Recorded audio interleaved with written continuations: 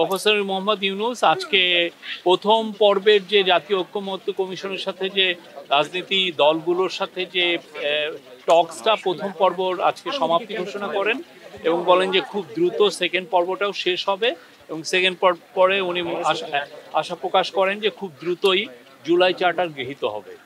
তো আশা করা যাচ্ছে আগামী 1-1.5 ঘন্টায় সমস্ত পলিটিক্যাল পার্টি যারা নেতৃবৃন্দ আছেন সবাই কথা বলবেন। কথা বলার সাথে সাথে আমাদের এই জাতীয় ঐক্যমত্য কমিশনের সাথে পলিটিক্যাল পার্টিগুলোর সেকেন্ড পর্বের জাস্ট ডিসকাশন দেওয়া এবং ডায়ালগটা শুরু হবে, ফর্মালি শুরু হবে। 28টা দল সবাই অলমোস্ট এসেছেন, আমি পুরো গুণিনে আমরা পরে আপনাদেরকে লিস্ট দিব। হ্যাঁ, মেজর পার্টি সবাই এসে আমার জানা মতে এই সপ্তাহে বোধহয় একটা মিটিং আছে। অনেক ক্ষেত্রে এমনও হতে পারে যে কয়েকটা পার্টির লিডারদের সাথে একসাথে বসলেন। হ্যাঁ, এমন না আগে যেরকম মিটিংগুলো হয়েছে যে একটা পার্টির সাথে ঐক্যমত্য কমিশনের সাথে মিটিং হয়েছে, খুব ইন্টেন্সিভ মিটিং। এখন যেটা হতে পারে যে অনেকগুলো পার্টির নেতৃবৃন্দকে এক একজনকে বলবেন, এক একজন নেতৃবৃন্দ এসে তাদের সাথে ওনারা কথা বলবেন আর কি। অনেকগুলো ক্ষেত্রে 10-15টা পার্টির দেখা গেল নেতৃবৃন্দ একটা মিটিংয়ে এসছেন, এরকমও হতে পারে। আমি এটা ডক্টর আলী রিয়াজ স্যার, তারপরে সিনিয়র সেক্রেটারি মনির হায়দার, এনারা বলবেন এটার। হ্যাঁ, উনি প্রায় 4 মিনিটের একটা মিটিং বক্তব্য দিয়েছেন, আমি একটু পরে এটা আপনাদেরকে দিব। আমি এটা নিজেও উনি ওই যে আজকে প্রথম পর্বের যে ডায়ালগ যেটা হয়েছে সেটা সমাপ্তি ঘোষণা করলেন এবং নতুন যে সেকেন্ড পর্ব যে শুরু হলো সেটা উদ্বোধন করলেন এবং উনি সবাইকে থ্যাঙ্কস জানালেন যে সবাই পার্টিসিপেট করেছেন।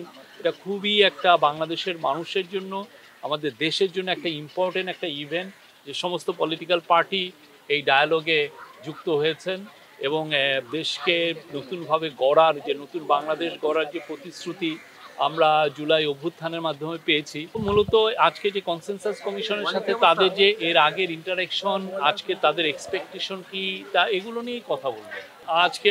অবশ্যই অল্প, আমি যখন আসছি তখন একটা কি দুইটা পার্টি অলরেডি কথা বলছি।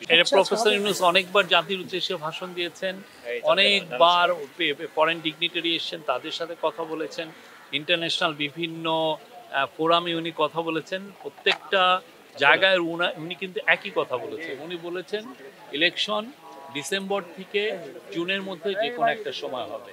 আমি গতকালও যেমন বলেছি এটা ডিসেম্বরে হতে পারে, জানুয়ারিতে হতে পারে, ফেব্রুয়ারিতে হতে পারে, মার্চে হতে পারে, এপ্রিলে হতে পারে, মেতে হতে পারে, জুনেও হতে পারে, বাট এটা জুনের 30 তারিখের ওই পারে যাবে না। ডক্টর আলী রিয়াজ বলেছেন, ওনারা একটা প্রেস কনফারেন্স করেছে, এটা নিয়ে ওনারা যথেষ্ট এলাবোরেট ওয়েতে বলেছেন কোথায় কোথায় ঐক্যের জায়গাগুলো তৈরি হয়েছে, কোথায় কোথায় কেউ দ্বিমত করছে, সেই জায়গাগুলো ওনারা বলেছেন।